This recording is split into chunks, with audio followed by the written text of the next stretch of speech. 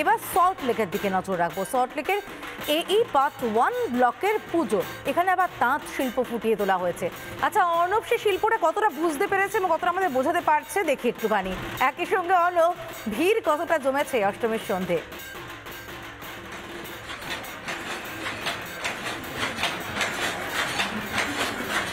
সমাধিতে একবারই তাঁত শিল্প এবং এখানে যেটি দেখতে পাচ্ছ যে একটি শাড়ি, সেই শাড়িতে কিন্তু বোনা হচ্ছে, অর্থাৎ তাঁতের যে বোনার যে মেশিন রয়েছে তাতে কিন্তু এটা কিন্তু কল রয়েছে, সেখানে যেমন শাড়ি বোনা হচ্ছে ঠিক তার পাশের যে অংশটা রয়েছে সেই পাশের অংশের আমি দেখাতে বলবো মিরাজানিকে, সেখানেও কিন্তু একটি তাঁত কল চলছে, তবে সেটা কিন্তু হাতের তৈরি তাঁতের যে শাড়ি, সেই শাড়ি কিন্তু তৈরি করছেন একজন শিল্পী এবং প্রত্যেকেই কিন্তু শান্তিপুর থেকে এসেছেন এবং শান্তিপুর থেকে এসে তারা কিন্তু এই তাঁত শিল্পের যে তাঁত, সেই তাঁত কিন্তু তৈরি করছেন। গোটা এলাকাটাকে যদি দেখা যায় একদম তাঁতের যে বিভিন্ন ভ্যারাইটি রয়েছে এবং তাঁতের একবারে সুতো কাটা থেকে শাড়ি বোনা সমস্ত বিষয়টাকে কিন্তু তুলে ধরেছেন যারা উদ্যোক্তারা রয়েছেন এবং মূলত যে বাংলার তাঁত শিল্প তাকেই কিন্তু এখানে প্রাধান্য দেওয়া হয়েছে এবং গোটা মণ্ডপ কিন্তু তাঁতের যে শাড়ি, গামছা, এই যে বিভিন্ন জিনিস রয়েছে সেগুলো দিয়ে কিন্তু তৈরি করা হয়েছে। সমাধিটা দেখতেই পাচ্ছ যে অংশটি থেকে মানুষজনকে প্রবেশ করানো হচ্ছে, একটা ব্যারিকেড দিয়ে প্রবেশ করানো হচ্ছে, কারণ যেহেতু অষ্টমীর দিন সেহেতু কিন্তু বেশ কিছুটা লাইন রয়েছে, তাই কিন্তু একটা ব্যারিকেড দিয়ে কিন্তু এখানে ডাইভারশন করা হচ্ছে এবং এই যে তাঁতের যে বিভিন্ন রকমের জিনিস তা দিয়ে সমাধিটা ভীষণ সুন্দর, একেবারে লাইভ তাঁত শিল্প দেখানো হচ্ছে।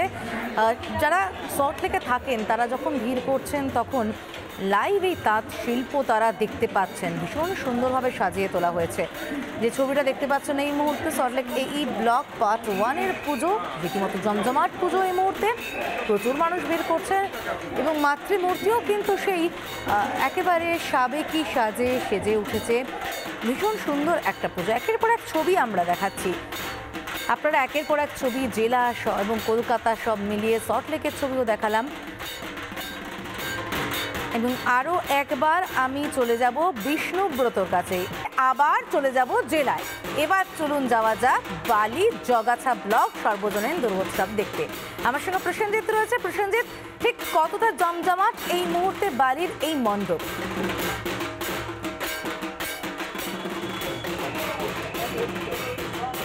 দেখো, একেবারে তোমাকে আমি বলবো যে এই যে বালি জগাছা ব্লকের যে এবছরে যে পেহেলগাঁও 22শে এপ্রিলে যে ঘটনা ঘটেছিল, আমার ক্যামেরা পার্সনকে দেখাতে বলবো যে 22শে এপ্রিলে যে ঘটনা ঘটেছিল সেই ঘটনার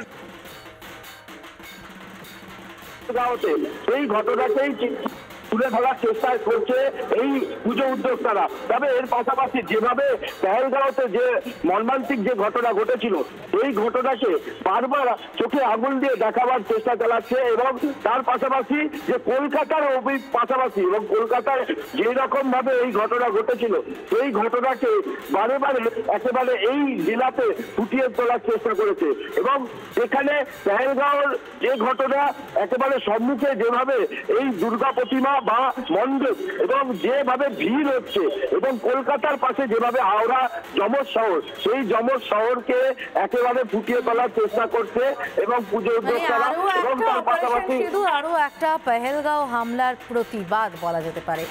এবং যে ছবি আমরা দেখতে পাচ্ছি এবারে কিন্তু অপারেশন সিঁদুর রাজ্যের বিভিন্ন প্রান্তে দেখতে পাওয়া যাচ্ছে। জমজমাট একের পর এক পুজোর ছবি আমরা দেখতে পাচ্ছি।